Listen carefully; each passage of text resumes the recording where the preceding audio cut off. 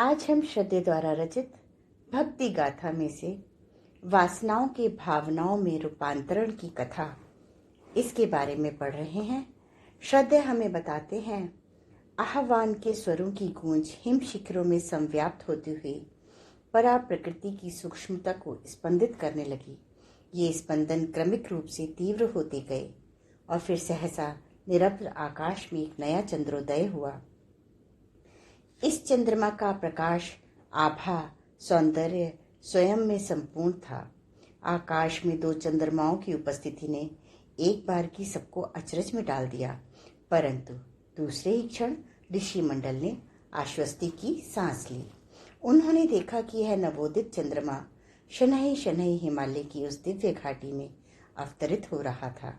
उसके प्रकाश ने हिमालय के कण कण को आच्छादित और आह्लादित कर दिया।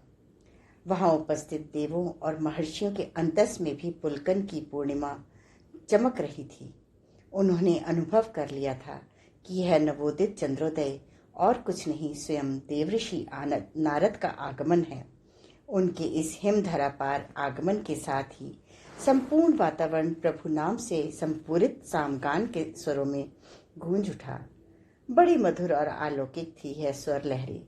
इसकी यथार्थ अनुभूति तो वही कर सकते हैं जो वहां स्वयं प्रत्यक्ष अथवा सूक्ष्म शरीर से उपस्थित थे, परंतु जिन्हें अपनी भावनाओं में भी इसका एहसास हो सका, वे भी देवऋषि का कृपा प्रसाद पाए बिना नहीं रह सके। देवऋषि की इस उपस्थिति का आभास पाते ही समूचा ऋषि मंडल उनकी अभ्यर्थना के लिए खड़ा हो गया। उस दिव्य घाटी में पुनः एक सुमधुर अनुगूंज उठी। अहो देवऋषिर्धन्योऽयं यत्कीर्तिं शारङ्ध्रन्व्रतः गायन् माद्यन् निदं तन्भया रमयत यातुरम जगत। अहो देवऋषि नारद, आप धन्य हैं जो वीणा बजाते, हरि गुण गाते और आनंदित होते हुए इस दुखी संसार को आनंदित करते रहते हैं। पीत वस्त्र पहने, हाथों में वीणा थामे देवऋषि का यह स्वरूप बड़ा मनोहर था। उन्होंने ऋषियों की अभ्यर्थना का उत्तर एक पवित्र मुस्कान के साथ दिया।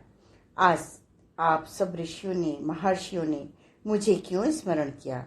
देवऋषि के इन स्वरों में बड़ा सुमधुर आध्यात्मिक संगीत था। इसका उत्तर वेद व्यास ने दिया। हे देवऋषि, आपने सदा ही मानव और मानवता का मार्गदर्शन किया है। जब भी कोई भटका, कहीं भी भटका, आपने उसे राह दिखाई। मनुष्य की भावनात्मक भटकन आपने ही दूर की है। आपके संसर्ग और संस्पर्श से कितने ही भटके हुए मनुष्य महर्षि बने हैं। आज कोई व्यक्ति नहीं, बल्कि समूचा समुदाय ही भटक गया है। महर्षि व्यास का कथन सर्वथा उचित है देवऋषि। ब्रह्म ऋषि विश्वामित्र ने अपनी बात कहना प्रारंभ की। उनकी वाणी में स्वाभाविक प्रखरता थी। वह कह रहे थे कि आज भावनाओं की सार्थकता ही खो गई है। त्याग एवं तप के स्थान पर स्वार्थ एवं वासना इसका पर्याय बन गए हैं। प्रेम के 2.5 अक्षरों की पवित्रता आज लुप्त है। यह तो बस दैहिक वासनाओं की तृप्ति का पर्याय है। वासनाओं में डूबे हुए लोग स्वयं को प्रेम पुजारी मानते हैं। कथाएं प्यार की कही जाती हैं और कर्म नफरत भरे किए जाते हैं। भावनाओं में खुली वासनाओं की इस कालिख ने लगभग सभी की अंतर चेतना को ग्रंथियों से भर दिया है। सभी अर्थ खो गए हैं, बस अनर्थ ही अनर्थ है। भगवती गायत्री कल्याण करेंगी ब्रह्म ऋषि। जगन माता अपनी संतानों को संभालेंगी अवश्य। हाँ, यह सच है कि अभी स्थिति विकट है। देव ऋषि ने ब्रह्म ऋषि को उत्तर देने के साथ ही सभी को समझाते हुए कहा, भक्ति बिना वासनाओं का भावनाओं में परिवर्तन संभव नहीं। माँ गायत्री भी भक्ति का अर्घ्य चढ़ाने पर ही वरदायी होती हैं। गायत्री की 24 अक्षरों में समाई हुई 24 महाशक्तियां भक्ति से ही जागृत होती हैं। देव ऋषि के इस कथन पर ब्रह्म ऋषि विश्वामित्र ने अपनी सहमति प्रदान की। महर्षि पुलह एवं क्रतु ने भी उनका अनुमोदन करते हुए कहा, देव ऋषि, आप भक्ति तत्व की व्याख्या करें। इस तत्व का मर्मज्ञ भला आपसे अधिक और कौन हो सकता है? जिस तरह से ब्रह्म ऋषि विश्वामित्र गायत्री महाविद्या के आचार्य हैं, ठीक उसी भांति आप भक्ति के आचार्य हैं। मानव कल्याण के लिए आज दोनों का सुखमय संयोग आवश्यक है। महर्षि पुलह एवं क्रतु के इस कथन ने देव ऋषि को किन्हीं स्मृतियों से भिगो दिया। उनकी आंखें छलक उठी। वे विह्वल स्वर में बोले, हे महर्षि जन, मुझे आप सबका आदेश शिरोधार्य है। मैं अब भक्ति की व्याख्या करूंगा। अथातो भक्तिम व्याख्यास्यामः। अब भक्ति की व्याख्या यही मेरे द्वारा रचित भक्ति दर्शन का पहला सूत्र है। मैंने इस क्रम में 84 सूत्र रचे हैं। इन 84 सूत्रों में 84 लाख योनियों की भटकन से उबरने का उपाय है। भक्ति की समृद्ध धारा से अखंड ज्योति को प्रकाशित करने से मानव जीवन प्रकाशित होगा। आज परम पवित्र घड़ी है। हिमालय के इस आंगन में भक्ति के नव स्रोत का उद्गम हो, इसी में हमारे तप एवं ज्ञान की सार्थकता है। देव ऋषि के इस कथन से महर्षियों को अपना यह मिलन सार्थक लगने लगा। उन्हें अनुभव हुआ कि देव ऋषि के ये वचन मनुष्य को उसकी भटकन से अवश्य बचाएंगे।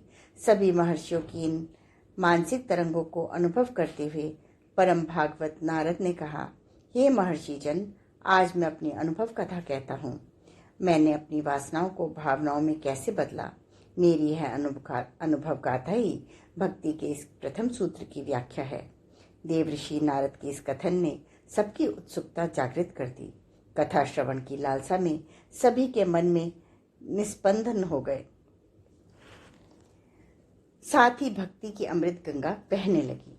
देव ऋषि कह रहे थे, हे ऋषिगण, पूर्व कल्प में मैं उपबर्हण नाम का गंधर्व था। मेरा शरीर जितना सुंदर था, अंतस उतना ही कुरु। वासनाओं को ही भावना समझता था। प्रेम का अर्थ मेरे लिए कामुकता के सिवा और कुछ भी न था। अनेकों स्त्रियों से मेरे संबंध थे। श्रृंगार एवं वासना भरी चेष्टाओं में मेरा जीवन बीत रहा था। इस क्रम में मेरी उन्मुखता यहाँ तक थी कि कथा कीर्तन के अवसर पर भी मैं वासनाओं में ही मग्न रहता था। एक अवसर पर तो मैंने ब्रह्मा जी की उपस्थिति में भी भगवान के कीर्तन के समय जब अपनी चेष्टाएं जारी रखी तो उन्होंने मुझे श्राप दिया कि जा, तू शूद्र हो जा। यह ब्रह्म को भी मेरे लिए कृपा बन गया। मैंने दासी माता की कोख से जन्म लिया। मेरी माँ दासी होते हुए भी सदाचारी, संयमी एवं भगवान की सच्ची भक्त थी। संतों एवं भक्तों की सेवा में उनका जीवन व्यतीत होता था। माँ के साथ साधु संग के अवसर मुझे भी मिले। साधु सेवा एवं सत्संगति ने मुझे साधना सिखाई और प्रारंभ हो गई मेरे रूपांतरण की प्रक्रिया। अपनी वासना भरी चाहतों पर मुझे ग्लानि होने लगी। साधु सेवा से जब भी मुझे विश्राम मिलता, मैं पीपल के वृक्ष के नीचे बैठकर ध्यान करने लगता। पास के सरोवर का जल, पीपल के नीचे ध्यान। पास के सरोवर के जल का पान और पीपल के नीचे ध्यान, यही मेरी दिनचर्या बन गई। इस बीच मेरी माँ चल बसी। शरीर छोड़ते हुए उन्होंने मुझसे कहा, पुत्र, भक्ति को अपनी माँ समझना। माँ के इन प्रेम पूर्ण वचनों से मुझे भक्ति में भिगो दिया। जैसे जैसे निर्मल होता गया, प्रभु की झांकी मिलने लगी, परंतु पूर्ण निर्मलता के अभाव में उस समय मुझे भगवान का साक्षात्कार ना हो सका। परंतु अगले कल्प में ब्रह्मा जी के मन से फिर मेरा प्राकट्य हुआ। भक्ति के प्रभाव से रूपांतरित हो गया मेरा जीवन। लीलामय प्रभु ने मुझे अपना पार्षद बना लिया। भक्ति ने मुझे भगवान का सानिध्य एवं प्रेम का वरदान दिया। इस प्रेममय भक्ति की व्याख्या अगले सूत्र में कहेंगे। ऐसा बोलकर नारद जी मौन हो गए। आकाश में अब अरुणोदय होने वाला था। महर्षियों के समुदाय ने भी इस अमृत वेला में नित्य कर्मों के साथ संध्या वंदन करने का निश्चय किया। अगले क्रम में श्रद्धेय हमें बताएंगे, पराम्बा के प्रति परम प्रेम रूपा है भक्ति। धन्यवाद।